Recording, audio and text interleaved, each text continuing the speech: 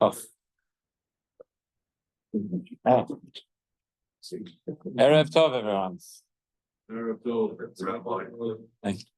So this evening, tonight, and tomorrow is the Yahrzeit of the Ramchal, Moshe Chaim Luzzatto, one of the most influential and significant personalities in Jewish life over the last couple of centuries.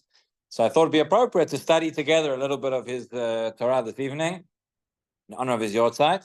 The Ramchal was somebody who was a Kabbalist, died very young. He died at the age of 39, but in a short life, he managed to achieve an incredible amount. He started off, he lived in Italy, moved to Amsterdam, later came to Eretz Israel. But I'm not going to give you a full biographical sketch. Ask Rabbi Wein to do that, but he's far more qualified than I am. But in any event, Ramchal wrote a number of very, very significant works and well-known works. Derech Hashem, Dat V'not, a lot of Kabbalistic works as well, which are very difficult to get through and get one's head around. One of the, on the surface, simpler works is the Mesilat Yesharim, which is one of the classic works of Musar, classic works of character building. Again, based on a lot of Kabbalah or whatever, which is there, but beneath the surface. But it's a lot more accessible. And it's said in the name of the Gra, the Vilna Gaon, who said that in the first 11 chapters of this book, there is not a single superfluous word. Not sure what happened in chapter 12, but that's what he said. He said that, and he also is reported to have said that their lives may have overlapped somewhat, but the Vilna Gaon said that if the Ramchal was still alive, so he would have walked from Vilna to Italy. He would have gone on foot to go and learn from him. And the Vilna Gaon was not somebody who was known to hyperbole. So that is apparently what he said. And even if he didn't say it, the fact they say that he said it, that tells you something. So in any event, so Mesilat Yesharim, which is, as I say, it's really a classic, it's the classic in terms of the world of Musar, of character building, studied today. Probably not as much as it should be, but it's still studied.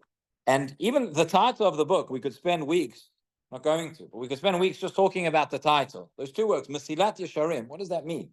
So, Mesilah means a path. That's often translated because the famous Feldheim translation, the path of the just. There may be other ways to translate as well, but Mesilah is the path. And essentially the book is about going up on the path, gradually the path to character building, to perfecting ourselves, to perfecting our character traits. It doesn't go in one go. It's gradual, it's step by step, it's a process, it's arduous. One of the points that the Ramchal makes, he says at the beginning, he says, if you think that you can read this book once and you're done with it, forget about it. There is no such thing. It's impossible. He says, if you read my book once and put it down, then you've missed the point. You have to keep going back to it again and again and again. It's a path. It's gradual. You have to learn. And he builds the whole sefer based on a breita from the Gemara, the breita of Rabbi Kenigsberg Mincha, which goes through the different stages, the hirut, which leads to the rizut, etc., all the different stages of the ladder until eventually we get to Kedusha and we get to Ruach HaKodesh. And that's the way the book is structured. Each chapter goes through a different midah, different character trait, and what it is, how we define it, how we acquire it, and how we get there. So that is essentially Mesilah. What is Yesharim? So I say Yesharim is translated here as just what. But the word Yashar essentially means straight, or maybe means honest, is another translation. But Yashar means something is straight. A person is straight, right? He's not devious. He doesn't go off the path. He doesn't try and trick you, etc. We, in fact, are called Yashar. That's our name, right? Yisrael. Yisrael. Yaakov is called Yisrael. What does Yisrael mean? It means Yashar, Kel, the straight one of God. So this is something which, and again, it's a word which sounds like not so Yesharim. You would have thought. We were writing a book of how to be pious. What would you have called it? There's other books. Orchot Tzadikim. Okay, that sounds everybody wants to be a tzaddik. Everybody wants to be a kadosh. Everybody wants to be yashar. What's the big deal? Mesilat Yesharim. That's easy. And that's another point that he makes. He says, you think this is easy. This is not easy.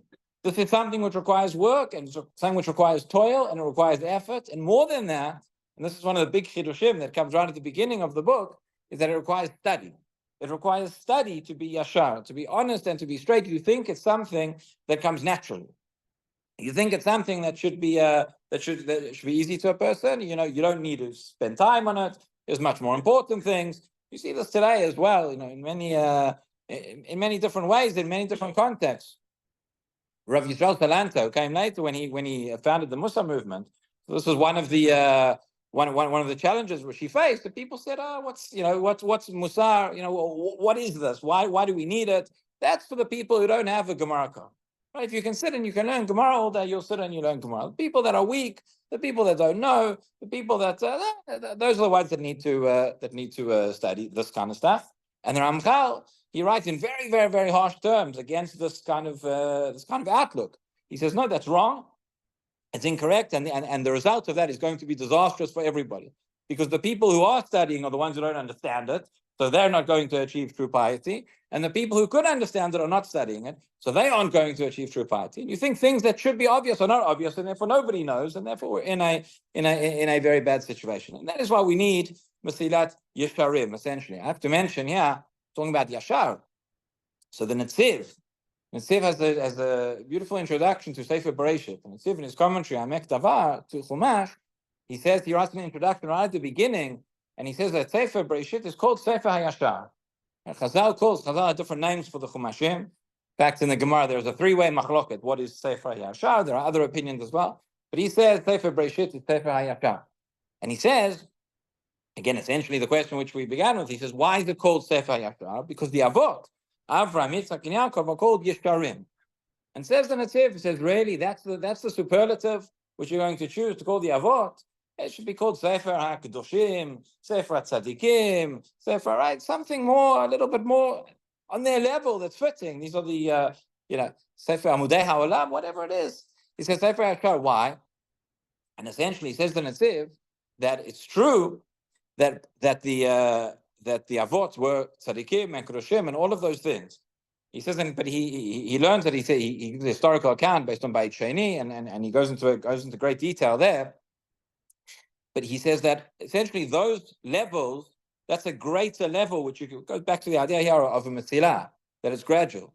Because if you try, essentially what he says, if you try and build a building and you try and build the top story without having the foundations, the whole thing is going to, this is my analogy, not his, but the whole thing is going to crash in on itself. So you want to be holy, you want to be pious, you want to be kadosh, etc. That's the top, that's the pisgah, that's the peak that you're trying to get to. But you have to have the foundations first. And if you have those foundations, so everything that you build on it will be that much better and that much greater.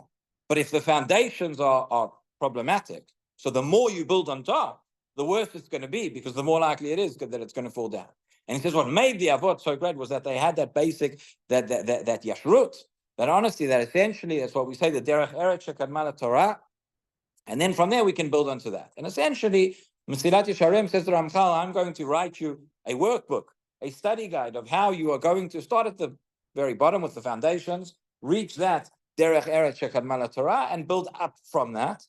And essentially what he says is, again, everybody knows derech eretz shekadma Torah. Everybody knows, what that means. Torah, we need to study. We all know we need to study. We need to learn halakha. We need to learn Gemara. We need to learn, etc.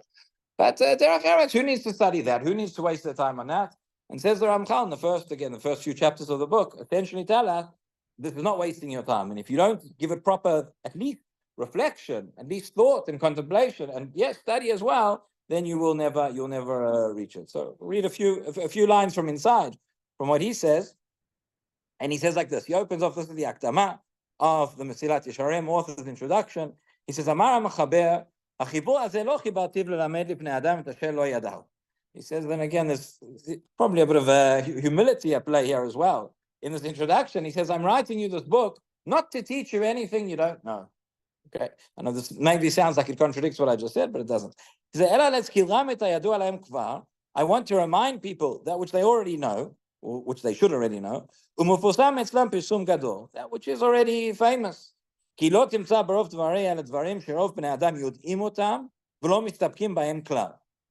what he's saying is, you're going to find my words, you're going to find things that nobody's going to question what I'm saying.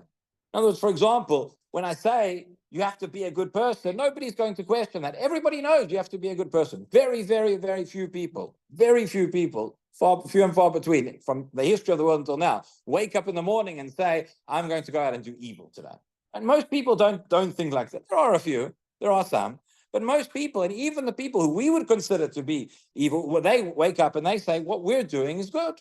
What we're doing is how they see it as a religious obligation. Everybody agrees on that. If I tell you have to be a good person, if I tell you need derech eretz, that's not something that you need my book for. But when we plumb the depths and we go a little bit beneath the surface and we start to ask the question and we say, what is good? What does that mean? What is behind that? And you say, well, it's so obvious. What would most people answer? That's so obvious. What are you asking me the question for? Everybody knows. Everybody knows. We'll do that. What is it? What does it mean? So he goes through, for example, he goes through the pasuk that tells us, Ma Hashem Elokecha shel me'imach. The pasuk from Parashat Eikev, he brings in the introduction, what does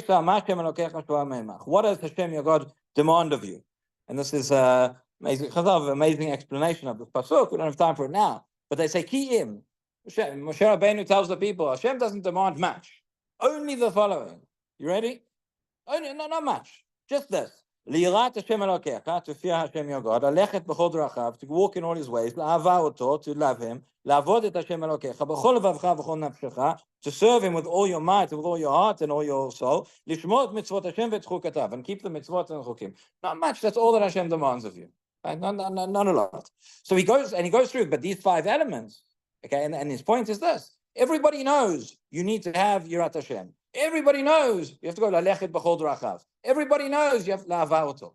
But how do you do that? What does that mean? What is behind those things? And if you don't sit and give the serious contemplation and serious study and serious thought, then you'll never be able to fulfill it. And therefore, he says that all these things, which the book is about, he says, we said that.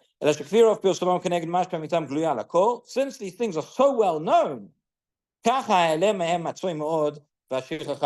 therefore, ironically, paradoxically, because it is so well known, therefore you don't actually think about it, and you tend to forget it. It's like the famous story or caricature. A person's looking around, like looking for his glasses. He's lost his glasses, doesn't know where they are, searching the whole house everywhere, and then he realizes he's actually got them on his head. Or you're looking for your keys, you can't find them anywhere, and they're in your pocket the whole time.